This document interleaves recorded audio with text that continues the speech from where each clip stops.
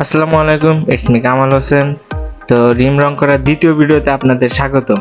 তো প্রথমে সাদা কালার রং মেরে নিব, এতে আপনার রংটা বসবে ভালো, যে রংটা মেন রং মারবেন সেটা। তো দুটো রঙের রিমই রং করা, সাদা রং মারা হয়ে গেলে এরপরে শুকাতে দিবেন।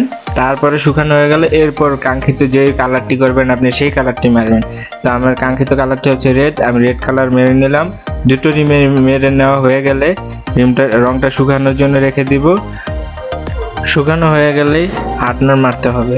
দুটো রিমে ভালো মতো হার্ডনার মেরে নেবেন, এতে আপনার রং প্রোটেকশন থাকবে, মানে ভালো থাকবে, রং ওঠার চান্স খুবই কম থাকবে। হার্ডনার মারা হয়ে গেলে এবার হার্ডনারে শুকানোর জন্য আপনাকে রেখে দিতে হবে। তো আমার সাইকেলের রিমটা আগে ছিল এরকম, এখন বর্তমানে এই যে শুকানোর পরে লাগানো হয়েছে, এখন দেখা যাচ্ছে এরকম। এই প্রথম রিমে রং করলাম, তো অবশ্যই কমেন্টে জানাবেন কেমন হয়েছে। আল্লাহ হাফেজ।